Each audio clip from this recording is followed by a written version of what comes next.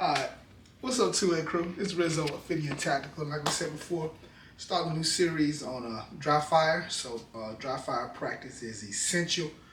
This is where you take everything that you learn, you take it home and you practice it over and over and over and over again.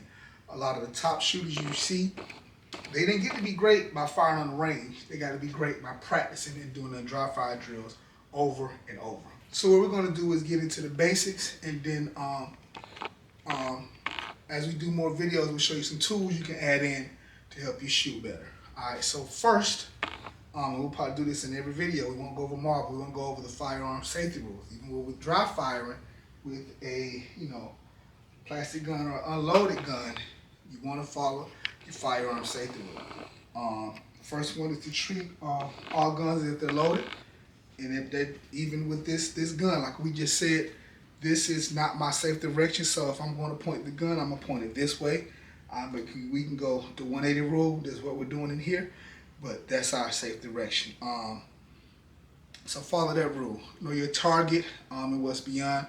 You see, as we do more, we got some targets set up. But we're just kind of showing you guys what we got. Most of the time we'll be shooting, left or right. But yeah, we're just kind of showing you the different targets that they have for like the Laser Academy and Madison we get into later on in the thing.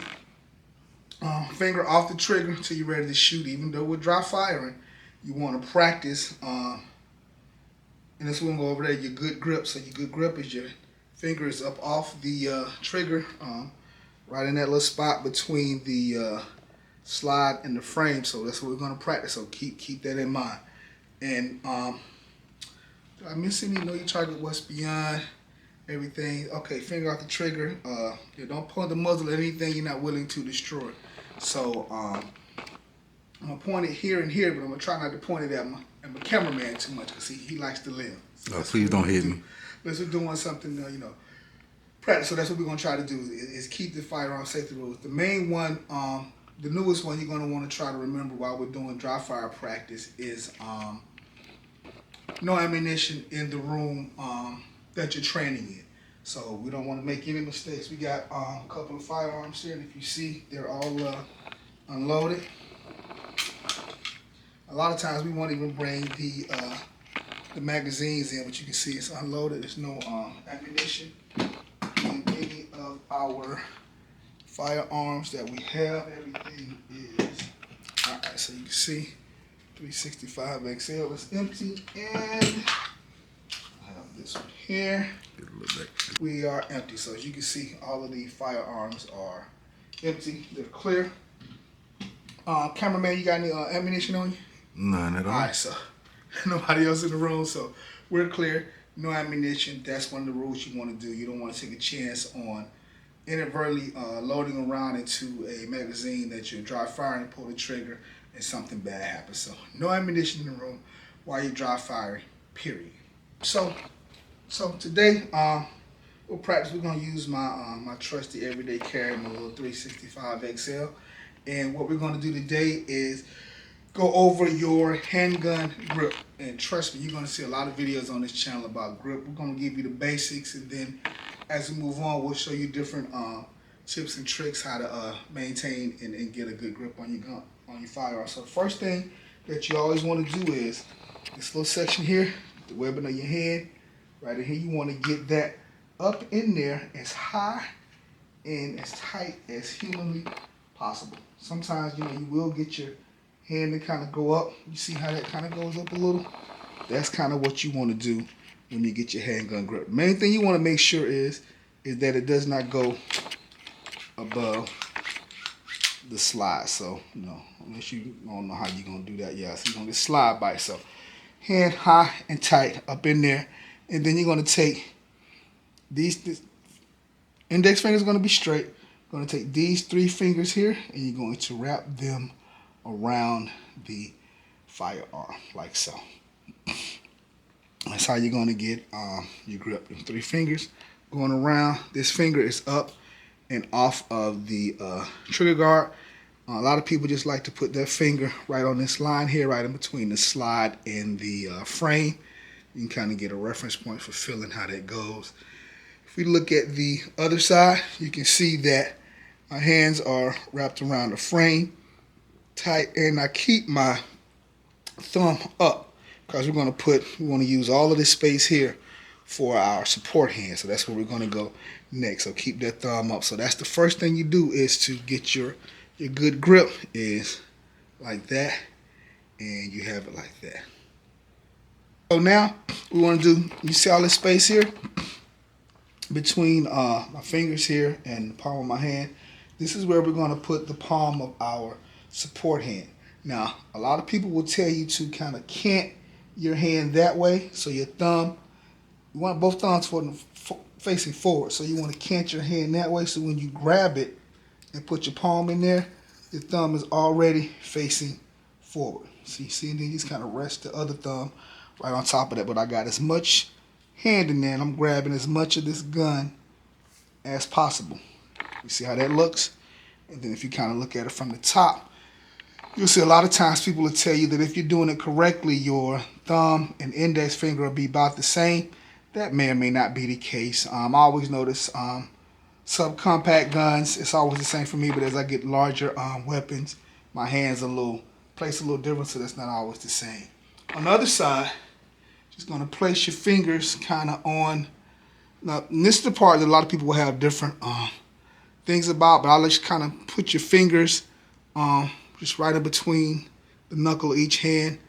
Sometimes when I'm doing a heavier firearm, I may move that top finger back a little, but that's kind of what you want to do. That's kind of your grip. That's kind of how you want to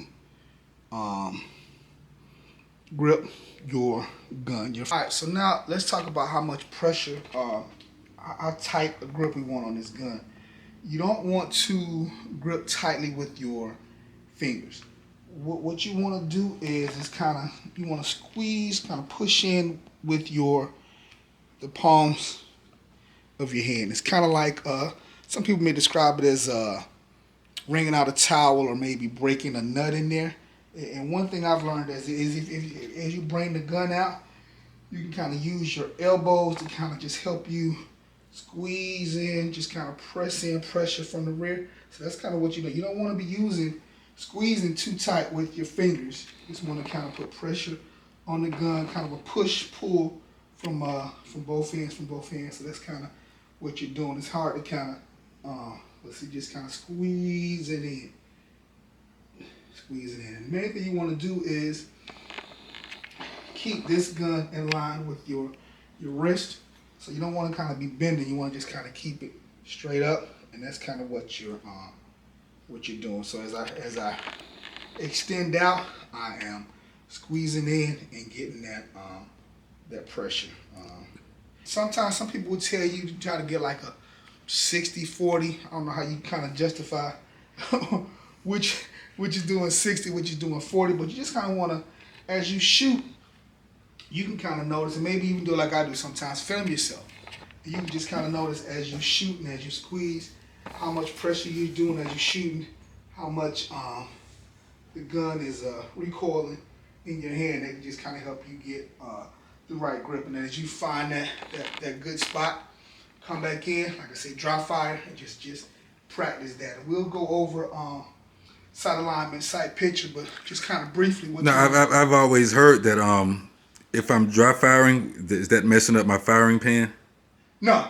Usually with a 22, you can't dry fire, but with a 9mm, it's not going to hurt your firing pin at all. But as I tell anybody all the time, before you do anything, including dry fire, read your manual.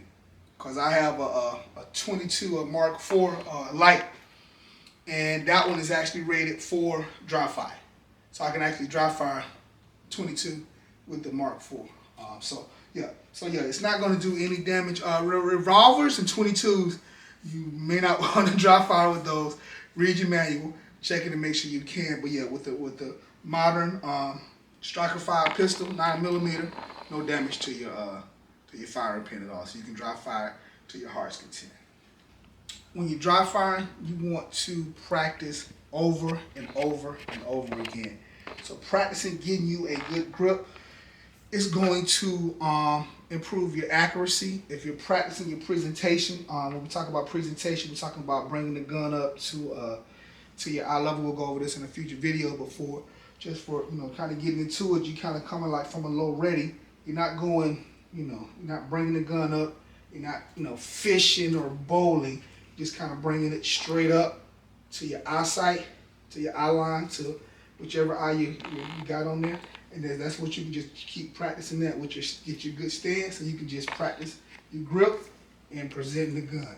And that's something that you can practice, going kind of fast. Just take your time and just practice bringing that gun up. And just keep practicing that over and over. And trust me, the more you practice, the more you do dry fire, the better you'll be. Trust me on that. So now, let's say that we need to practice on our one-handed grip. We could be in a reason we're dry firing and doing this is most of us are concealed carriers, so we're practicing for concealed carry scenarios. So if you're in a self-defense situation and something happens where you can't get your arm in the fight, or something may be wrong with your arm, you want to practice on your one-handed grip. Now, basically, if we got our two-handed grip and we got a real good grip on it, if we move our support hand, basically we already have a pretty good one-handed grip. Only thing you're going to do is where we hold our thumb up to, wait for our support hand, what we're going to do is just hold that thumb down there. You can see that most guns will have like a little spot right there for, you see that, got it right there, for your finger to go into, your thumb to go into. So that will get you a good, nice one-handed grip. And that's something else that you'll want to kind of practice on too. And then, like I say, dry fire, you come in, you dry fire, you practice, you take it to the range, and you see how you do. So practice that one-handed grip. Practice, bringing it up, eye level, pulling your trigger, resetting. Just practice. Just practice over and over and over. Practice that one-handed grip, and I promise you'll get better at it. So let's say we're in a self-defense situation and your strong hand is out of use. Maybe you broke your hand earlier, something happened. So you may want to practice, especially if it's in a holster, bringing the gun out the holster with the other hand, or maybe even if practice your support hand grip. And it's basically going to be the same as your strong hand grip, but as you can see, it just feels different in your hand because it's your support hand. It feels different in your hand. Like with me, I got the takedown lever and the slide catch lever here, so it just feels different with my support hand kind of over those. So that may be something I want to practice, maybe making sure I can maintain getting my hand up high in there. It feels kind of unnatural with the left hand, so it is something you'll want to practice. So kind of just practice getting it in there and getting your shot off.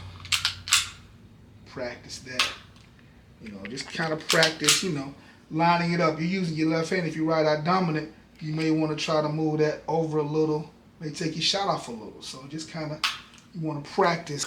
Now, I recommend getting in as much dry fire practice as you can, but as like a general baseline, I always say if you can do 30 minutes a day, 3 days a week, that's a good starting point. That's a good baseline. That's a good kind of like minimum. So even if that's 15 minutes in the morning before work, 15 minutes when you get home, 10 in the morning, 10 at lunch, 10 in the evening.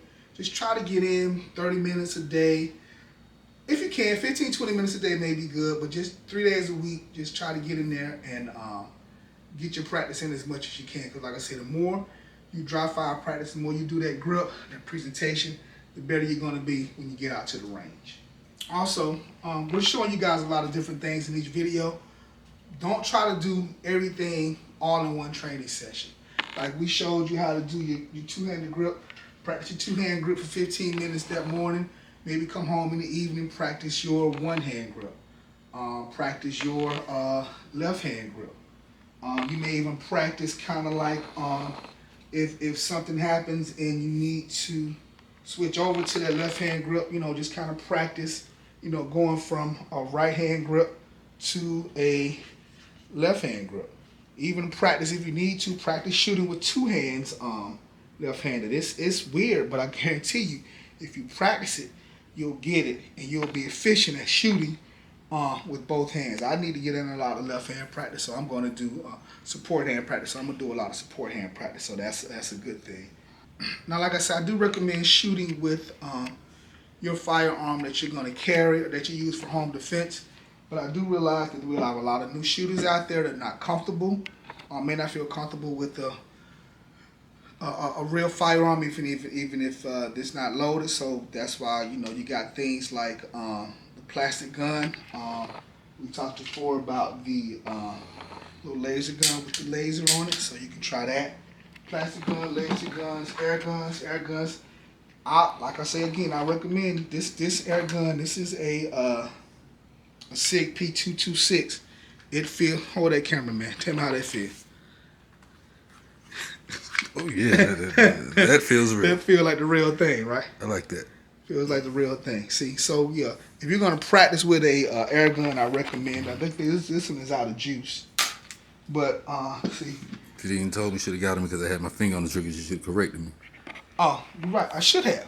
We'll catch that next time. You got me. Blooper reel. Okay, cool. So, yeah, so like this one here, one thing I do like about it is, you can get maybe 30 to 50 shots off a canister of CO2. So, safety on.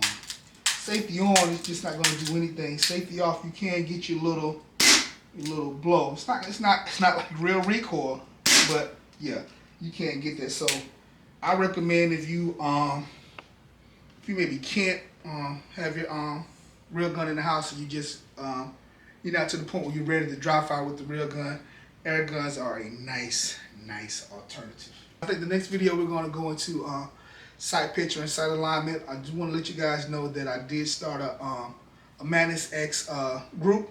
So if you want to go to Manus X, type in Ophidian Tactical, join our group. Let's dry fire. Let's see how we do.